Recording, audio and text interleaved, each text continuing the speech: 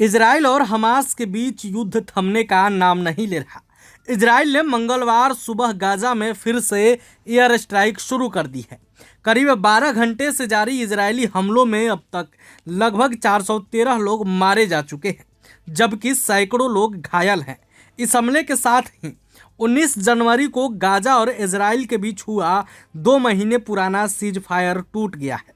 Israel का दावा है कि वह हमले की प्लानिंग कर रहे आतंकियों को निशाना बना रहा है। वहीं गाजा के उग्रवादी संगठन हमास का कहना है कि नेतन्याहू का फिर से युद्ध शुरू करने का फैसला इजरायली बंधकों के लिए मौत की सजा की तरह है। इस हमले के बाद हमास की कैद में मौजूद लगभग 2 दर्जन इजरायली बंधकों की रिहाई को लेकर अनिश्चितता पैदा हो गई है। दूसरी तरफ इजरायली फोर्सेज ने लोगों को पूर्वी गाजा खाली करने का आदेश दे दिया है। इजरायली प्रधानमंत्री बेंजामिन नेतन्याहू ने कहा कि उन्होंने यह हमले इसलिए कराए क्योंकि सीज फायर पर हो रही बातचीत आगे नहीं बढ़ रही थी। नेतन्याहू कई बार फिर से जंग शुरू करने की धमकी दे चुके हैं।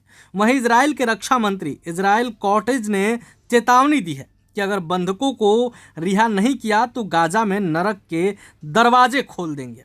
हमास ने इजरायली हवाई हमलों को सीज फायर का उल्लंघन बताया है।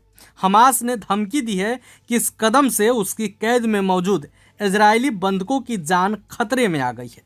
हमास ने कहा कि इजराइल ने बिना किसी उकसावे के हमले किए हैं।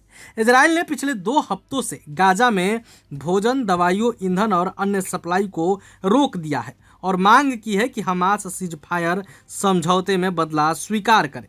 सीज फायर का पहला फेज 1 मार्च को खत्म हो गया है। पहले फेज में हमास ने 33 बंधक छोड़े हैं, इनमें 800 शामिल हैं।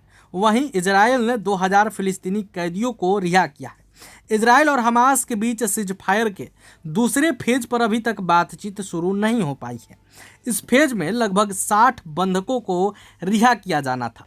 साथ ही जंग को पूरी तरह से खत्म करने पर बात होनी थी।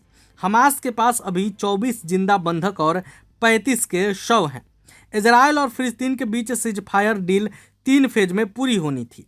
इस दौरान दोनों पक्षों के बीच कैदियों की अदला बदली पर समझौता भी हुआ था।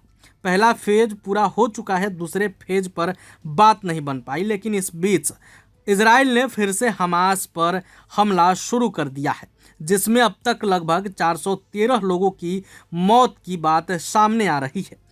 कहा जा रहा है कि इजराइल के इस हमले में हमास के एक मंत्री और ब्रिगेडियर समेत लगभग 413 लोगों की मौत हुई है। हालांकि आगे क्या कुछ इस पर अपडेट आता है, हम आपको पल पल की खबर बताएंगे। प्रभातखबर.com, विश्वास वही, रफ्तार नहीं।